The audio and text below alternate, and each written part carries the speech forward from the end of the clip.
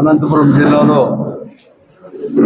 మరొక మారు కూడా అంటే గత సంవత్సరము కరువే, ఈ సంవత్సరం కూడా కరువే. రైతులు గత సంవత్సరం కూడా పెద్ద ఎత్తున నష్టపోయారు కూడా. ముఖ్యంగా వేరుశనగ సాగు చేసేవారు కానీ, కంది కానీ అంతా కూడా గత సంవత్సరం. ఈ ఖరీఫ్లో అయినా కూడా వర్షాలు బాగుపడతాయేమో అనుకొని జూన్లోనే వర్షాలు రావడం, కాబట్టి తప్పకుండా కూడా వర్షాలు పడతాయని చెప్పేసి పెద్ద ఎత్తున కూడా ఈ జిల్లాలో వ్యవసాయం అని కూడా సాగు కూడా ఎక్కువ విస్తీర్ణంలో కూడా చేయడం జరిగింది. ముఖ్యంగా వేరుశనగ కూడా గతంలో అయితే 8 లక్షల హెక్టార్లు కూడా, అంటే దాదాపుగా 16 నుంచి 18 లక్షల ఎకరాలు కూడా వేరుశనగ వేసేవారు ఉమ్మడి అనంతపురం జిల్లాలో. కానీ కొన్ని కారణాలు కొన్ని సంవత్సరాల నుంచి కూడా వేరుశనగ విస్తీర్ణం తగ్గినా గత సంవత్సరం కానీ ఈ సంవత్సరం ఖరీఫ్లో దాదాపుగా 4.5 లక్షల ఎకరాలు, అంటే ఇక్కడ కూడా ఒక 2 లక్షల హెక్టార్లు, అంటే 4.5 లక్షల ఎకరాలు ఉమ్మడి అనంతపురం జిల్లాలో ఒక వేరుశనగ పంటనే వేశారు. ఆ తర్వాత కందులు కావచ్చు, కొర్ర కానీ, మొక్కజొన్న కానీ, ఇలాగ అన్ని జొన్నలు, ఇలాగ అన్ని అనేకమైన పంటలు కూడా వేయడం జరిగింది.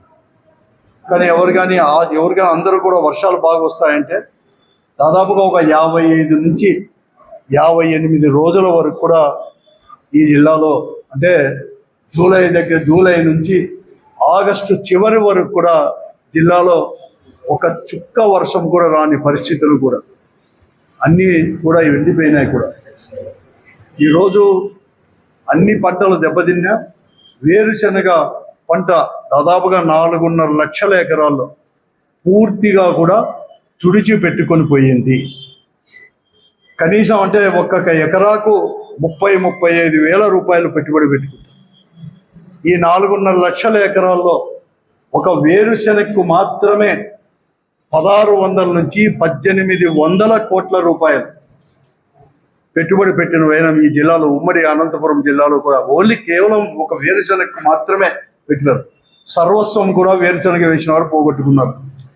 ఖరీఫ్ సీజన్ కూడా అయిపోయింది, పూర్తి అయిపోయింది, ఎక్కడ కానీ కాలేదు. కనీసం 1-2 మొక్కలు ఉన్నా కూడా అవి పీక్కుందామంటే వర్షాలు కూడా కొన్ని దగ్గర అయితే ఇప్పటికి కూడా వర్షం రాలేదు. ఇతర ప్రాంతాల్లో రాష్ట్రంలో వరదలు వచ్చినా కూడా ఈ జిల్లాలో మాత్రం ఇప్పటికి కూడా పూర్తిగా కూడా పడలేని వైనం. కంప్లీట్గా కూడా దున్ని వేస్తున్నారు కూడా, కంప్లీట్గా కూడా ట్రాక్టర్లు పెట్టి దున్నేస్తున్నారు 3 రోజుల నుంచి కూడా కంప్లీట్గా. ఎందుకంటే ఎక్కడ చూసినా కూడా ఈరోజు కూడా పంట కూడా దున్ని వేరుపెట్టే, అంటే దాదాపుగా ఒక వేరుశనగలోనే 1600-1800 కోట్ల రూపాయలు కూడా ఈరోజు కూడా పోయిందంటే ఇంకా నష్టం ఎంత పెద్ద ఎత్తున ఉందో కూడా అందరూ కూడా చూడవచ్చు.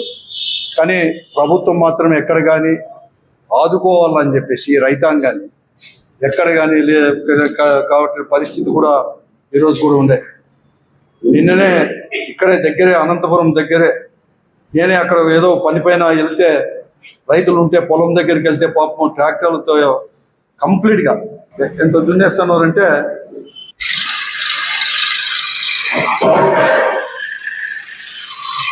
ఇది అయిపోయింది. కంప్లీట్ దున్నేస్తాం, ఇదేం ఉండదు అన్నమాట. 4 లక్షలు అంటే ఈ 16 నుంచి 1800 కోట్ల రూపాయలు పూర్తిగా కూడా కూళ్ళకు కూడా రాని పరిస్థితి కూడా ఈరోజు కూడా ఉంది. పోయిన సంవత్సరం కన్నా ఇన్సూరెన్స్ అంటే బీమా ఏమైనా వస్తుందేమో అంటే గత ప్రభుత్వం మాత్రం ఏదైనా కానీ ఇన్పుట్ సబ్సిడీ కానీ, రైతు భరోసా కానీ అప్పటికప్పుడు ఇచ్చిన ఇన్సూరెన్స్ అనేది కూడా నెక్స్ట్ ఖరీఫ్ ప్రారంభంలోనే, అంటే జూన్ కల్లా వచ్చేది కూడా ప్రతి సంవత్సరం కూడా. కానీ గత సంవత్సరంది ఇంతవరకు కూడా, పోయిన సంవత్సరం కరువులో కూడా ఉండే వేరుశనగలు కానీ ఎక్కడ కానీ ఇన్సూరెన్స్ కూడా ఇవ్వలేదు. ఈ సంవత్సరం కూడా పెట్టుబడికి కూడా ఎక్కడ కానీ ఇంతవరకు కానీ ఎక్కడ కూడా ₹1 కూడా ఇవ్వలేని పరిస్థితి. ఒక రైతు భరోసా కింద గత ప్రభుత్వమైన 13,500 రూపాయలు ఇస్తుంటే ఈరోజు ఆ పేరునైతే మార్చారు. కానీ ఈరోజు అంతా కూడా అన్నదాత సుఖీ భవ పథకం అని పేరు పెట్టినా కూడా 20,000 ఇస్తామని చెప్పినా కూడా ఇంతవరకు ఇచ్చే పరిస్థితి కూడా ఎక్కడ లేదు. అటువంటి పరిస్థితుల్లో కూడా ప్రభుత్వం అనేది కూడా ఎక్కడ కానీ కనపడలేదు ఈరోజు కూడా. ఇప్పటికే రిపోర్ట్లు అన్నీ కూడా పోయినాయని చెప్పేసి అగ్రికల్చర్ ఆఫీసర్ కానీ కలెక్టర్ కానీ మేము ఇవన్నీ కూడా తీసుకొని పోతే ప్రభుత్వానికి ఏమో రిపోర్ట్స్ అన్నీ కూడా మేము పంపాం, కానీ ఇంతవరకు కూడా ఏమీ అటువంటి పరిస్థితి అక్కడి నుంచి రాలేని పరిస్థితి కూడా ఈరోజు కూడా. నేను కోరుతున్నాను, ఈ జిల్లాలో ప్రజాప్రతినిధులు కూడా ఉన్నారు, అందరూ కూడా రైతు కుటుంబం నుంచి వచ్చిన వారే. వాళ్ళది వచ్చేసి బ్యాక్గ్రౌండ్ వచ్చేసి గ్రామీణ ప్రాంతాల నుంచి వచ్చిన వారే. 3 మంత్రులు కూడా ఉన్నారు ఈ జిల్లాకి. ఎప్పుడు ఎక్కడ ఏ జిల్లాలో లేనంత మంది కూడా 3 మంత్రులు కూడా ఈ జిల్లా నుంచి ఈ ప్రభుత్వంలో ప్రస్తుత ప్రభుత్వంలో కూడా రిప్రజెంట్ చేస్తున్నారు. 3 కూడా వారు కూడా రైతాంగం నుంచి రైతులే, రైతు కుటుంబం నుంచి వచ్చిన వారే. వారైనా కానీ ప్రభుత్వం దృష్టికి తీసుకొని పోయి వెంటనే ఆదుకోవాల్సిన పరిస్థితి కూడా ఈరోజు కూడా ఉంది అని కూడా నేను ప్రత్యేకంగా మనవి చేస్తున్నాను. ఉదికేమో వరదల్లో వచ్చినది మాత్రం పెద్ద ఎత్తున కూడా కేంద్రానికి రిపోర్ట్ ఏమో పంపించడం జరిగింది. వారి నుంచి ఇతోధికంగా దాతల నుంచి కూడా తీసుకొని వస్తున్నారు. కానీ అనంతపురం లాంటి జిల్లాలో, కరువు జిల్లాలో వర్షపాతం ఎక్కడ కానీ లేని ఎక్కడ జిల్లాలో కూడా ఈరోజు ఇంత పెద్ద ఎత్తున నష్టపోతే దీని గురించి మాట్లాడిన వారు ఎవరు కానీ లేకుండా పరిస్థితి కూడా ఈరోజు కూడా ఉంది. ప్రభుత్వంలో కూడా ఒక కేంద్ర బృందం అయితే వచ్చింది, కానీ ఆగస్టులో ఇంతవరకు కూడా ఏం సాయం చేస్తారో కూడా చెప్పలేని పరిస్థితి కూడా. కనీసం ఇస్తారా ఇవ్వరా అని చెప్పేసి. రబీ కూడా ప్రారంభమైంది. మళ్ళీ ఈ రబీలో అయినా కూడా నేను అడుగుతున్నాను, ఈరోజు వేరుశనగ విత్తనం ఎవరైతే వేసి నష్టపోయారో వారందరికీ కూడా కనీసం ఎకరాకు 30,000 కూడా ప్రతి ఒక్కరికి కూడా అందించాలని చెప్పేసి నేను వెంటనే కూడా నష్టపరిహారం కూడా ఇవ్వాలి అని చెప్పేసి కూడా నేను కోరుతా ఉన్నాను. అదే కాకుండా ఈ ఖరీఫ్లో అంటే రబీ కూడా ప్రారంభమైతుంది కాబట్టి వేరుశనగ విత్తనాలు కూడా అంటే నేను రబీలో కూడా వేరుశనగ సబ్సిడీ వేరుశనగ విత్తనాలు కూడా ఇవ్వాలని చెప్పి నేను కోరుతా ఉన్నాను. ఈ ప్రభుత్వాన్ని కూడా ప్రత్యేకంగా జిల్లా రైతాంగం గురించి మనవి చేస్తున్నాను వారి తరఫున కూడా ప్రభుత్వానికి. అలాగే ఈరోజు రబీలో కూడా నిన్న ఏదైతే శనగ విత్తనం ఇచ్చారు, కానీ గతంలో 40% ఇచ్చేది, పెద్ద ఎత్తున దెబ్బతిన్నారు. కానీ 25% మాత్రమే సబ్సిడీతో ఇస్తున్నారు. ఆ 25ని కనీసం ఈ పరిస్థితుల్లో అంటే గత సంవత్సరము ఖరీఫ్ రబీ దెబ్బతిన్నాం. ఈ సంవత్సరం కూడా ఖరీఫ్ పూర్తిగా కూడా తుడిచిపెట్టుకొని పోయింది, అందపోయింది. కనీసం నల్లరేగడి నేలలో అయినా కూడా ఇవన్నీ కూడా శనగలు వేస్తారేమో, కానీ దానికి కూడా ఒక 50% సబ్సిడీతో ఇవ్వాలని చెప్పి నేను కోరుతా ఉన్నాను కూడా. అంతేకాదు గత సంవత్సరం అంటే ఖరీఫ్లో కూడా నల్లరేగడి నేలల్లో కూడా ఇక్కడ వచ్చేసి వేరుశనగ వేశారు. వారందరూ కూడా మరొక మారు ఇక్కడ అనేది కూడా శనగ వేయడానికి అవకాశం ఉంది కాబట్టి వారికి కూడా 50%తో సబ్సిడీతో కూడా ఇవ్వాలి. 25% కాదు, 50%తో ఈ జిల్లాను ప్రత్యేకంగా కూడా దృష్టిలో పెట్టుకొని, జిల్లా రైతాంగం దృష్టిలో పెట్టుకొని ఇవ్వాలని చెప్పేసి నేను కోరుతా ఉన్నాను. అలాగే గత సంవత్సరానికి ఇన్సూరెన్స్ కేంద్ర ప్రభుత్వంతో మాట్లాడి, అలాగే అంతా కూడా మాట్లాడి, ఇక్కడ కూడా చాలామంది నాకు వస్తున్న వార్తలను బట్టి ఈ సంవత్సరం ఖరీఫ్లో కూడా ఇన్సూరెన్స్ ప్రీమియం అనేది కూడా, ఎందుకంటే ప్రతి సంవత్సరం కూడా ప్రీమియం అనేది కూడా ప్రభుత్వమే చెల్లిస్తూ ఉంది గత 5 సంవత్సరాల నుంచి కూడా. ఈ ఖరీఫ్లో కూడా నిన్నటితో ముగిసిన ఈ ఖరీఫ్ కూడా ఇంతవరకు ప్రీమియం అనేది కూడా ప్రభుత్వం కట్టినారని కొంతమంది, కట్టలేదని కొంతమంది కూడా వార్తలు వస్తున్నాయి. కాబట్టి వెంటనే తగు జాగ్రత్తలు కూడా తీసుకొని ఈ సంవత్సరం గత సంవత్సరంతో పాటు ఈ సంవత్సరం కూడా పెద్ద ఎత్తున కూడా ఇన్పుట్ సబ్సిడీ రూపంలోను అలాగే ఇన్సూరెన్స్ రూపంలో కూడా అందించాలని చెప్పేసి, లేకుంటే ప్రతి ఎకరాకు కూడా వేరుశనగ వేసిన వారికి 30,000 రూపాయలు కూడా నష్టపరిహారం ఇస్తూ, అలాగే కందులు ఇవన్నీ వేసేదానికి కూడా సాయం చేయాలని చెప్పేసి నేను ఈ ప్రభుత్వాన్ని జిల్లా రైతాంగం తరపున నేను ప్రత్యేకంగా కూడా మనవి చేస్తున్నాను కూడా ఈరోజు కూడా.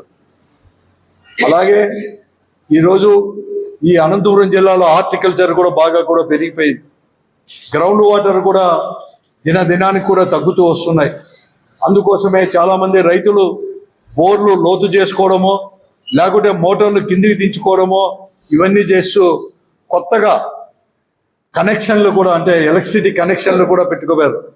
నాకు తెలిసినంత వరకు ఈ నెల అంటే సెప్టెంబర్ ఆఖరి వరకు కూడా 12,000 కనెక్షన్లు ఈ ఉమ్మడి అనంతపురం జిల్లాలో రైతులు 12,000 కనెక్షన్లు కూడా ఈరోజు పెండింగ్లో ఉన్నాయి. రిజిస్టర్ చేసుకొని డబ్బు కట్టి వారు రిజిస్టర్ చేసుకొని 12,000 కనెక్షన్లకి ఇప్పటికే పెండింగ్లో కూడా ఉన్నాయి.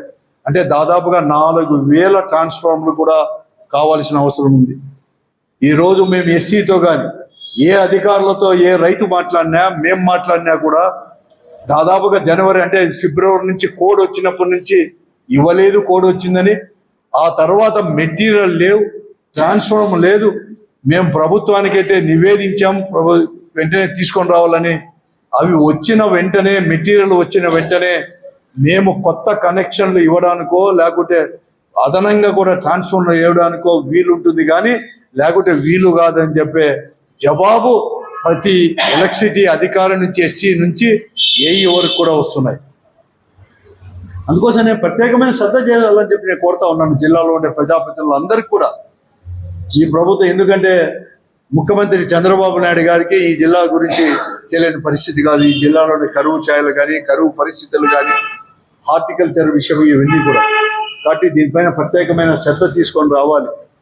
కేవలం డైవర్షన్ పాలిటిక్స్ కోసం ఏదో వేరే విషయాల మధ్య కాకుండా ఈ జిల్లాలో రైతుల యొక్క ఆత్మహత్యలు ప్రారంభం కాక మునిపే, వలసలు ప్రారంభం కాక మునిపే అన్ని చర్యలు కూడా చేపట్టాలని చెప్పేసి నేను ప్రత్యేకంగా కోరుతా ఉన్నాను. అంతేకాదు ఈరోజు మన జిల్లాలో వర్షాలు రాకపోయినా వెస్టర్న్ ఘాట్స్ కావచ్చు, పైన ప్రాంతాల్లో వర్షాలు వచ్చినాయి కాబట్టి శ్రీశైలం డ్యామ్ కావచ్చు, అనేకమైన డ్యాములు ఇవన్నీ కూడా నీళ్లు కూడా సమృద్ధిగా కూడా తుంగభద్ర డ్యామ్ కానీ సమృద్ధిగా కూడా ఉన్నాయి. ఈ రోజు కూడా ఓవర్ఫ్లో అయిపోయి సముద్రం పాలు కూడా వస్తున్నాయి. కానీ మనం తగిన రీతిలో ఇవన్నీ కూడా తీసుకోలేదంటూ కూడా పూర్తిగా కూడా వైఫల్యం చెందాము కూడా. ఎందుకంటే జూలై నుంచి తీసుకోవడానికి శ్రీశైలం నుంచి అవకాశాలు ఉన్నా ఆగస్టు 1వ తేదీ నుంచి వచ్చిన 2,200 క్యూసెక్కులు రావాల్సింది ఈ రోజు కూడా 12 రోజులు 13 రోజులు వచ్చి నిన్నటి రోజు లేకపోతే ఈ పొద్దు ఉదయం నుంచి మాత్రమే 1,600 నుంచి 1,700 క్యూసెక్కులు మాత్రమే ఈరోజు మాల్యాల దగ్గర కూడా పంపింగ్ చేస్తూ ఉన్నారు. 2,200 క్యూసెక్కులకు గాను అక్కడ కూడా నీళ్ళు తీసుకొని రాలేకున్నాం. ఇప్పటికే 6 టీఎంసీలు వచ్చేసాయి కానీ రాలేదు.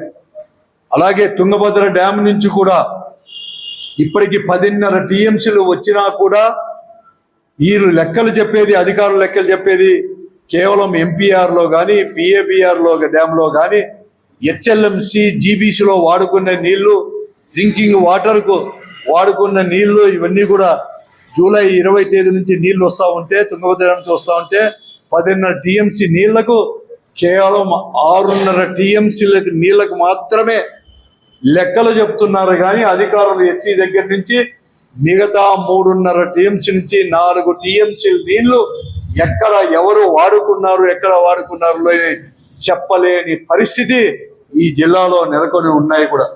ఎప్పుడు ఇంత దారుణంగా లేవు. ఈ రోజు కూడా లెక్కలు చెప్పేదాంట్లో కూడా దగ్గర 4 టీఎంసీల పైన కూడా ఇంతవరకు లెక్కలు కూడా చెప్పలేకపోతున్నారు. నేను ఎందుకు అడుగుతున్నా అంటే ఈ నీళ్ళు అనేది కూడా దొరకవు. మళ్ళా కూడా ప్రతి చుక్క వాడుకోవాల్సిన అవసరం కూడా ఈ రోజు కూడా ఉంది. ఎందుకని ఈ కరువు తర్వాత భూగర్భ జలాలు ఇంకిపోతున్నాయి కాబట్టి తాగునీటి సమస్య కూడా భవిష్యత్తులో కూడా మళ్ళా ఆగస్టు సెప్టెంబర్ వరకు కూడా మనం నిల్వ చేసుకోవాలి కాబట్టి ఇవన్నీ కూడా ఉన్నాయి. కాబట్టి ఇవన్నీ దృష్ట్యా కూడా వెంటనే కలెక్టర్ గారిని ప్రజాప్రతినిధులంతా కూడా దృష్టి పెట్టి ప్రతి ఒక్కటి కూడా పెట్టాలని చెప్పి ఈ జిల్లా రైతాంగాన్ని ఆదుకోవాలని చెప్పేసి ఈ జిల్లాలో మరొక మారు కూడా రైతుల యొక్క వలసలు, ఆత్మహత్యలు ఇవన్నీ కూడా కాకుండా దానికి కాక మునిపే అన్ని చర్యలు కూడా చేపట్టాలని చెప్పేసి, అలాగే ఈరోజు వెంటనే కూడా ఈరోజు ఏదైతే ఈ రైతు అన్నదాత సుఖీభావ పథకం అంటే రైతు భరోసా కింద అన్నదాత సుఖీభావ పథకం కింద 20,000 ప్రకటించారో, ఖరీఫ్ కూడా ముగిసిపోయింది కాబట్టి రబీ కూడా ప్రారంభమవుతా ఉంది కాబట్టి వెంటనే ఆ 20,000 ప్రతి రైతుకి ఇచ్చేదాన్ని కూడా విడుదల చేసి రైతాంగానికి అందించాలని చెప్పేసి ఈ 2 కూడా చేయాలని చెప్పేసి ఇన్పుట్ సబ్సిడీ ఇవన్నీ కూడా చేయాలని చెప్పేసి ప్రభుత్వాన్ని ప్రత్యేకంగా కూడా మనవి చేస్తాం.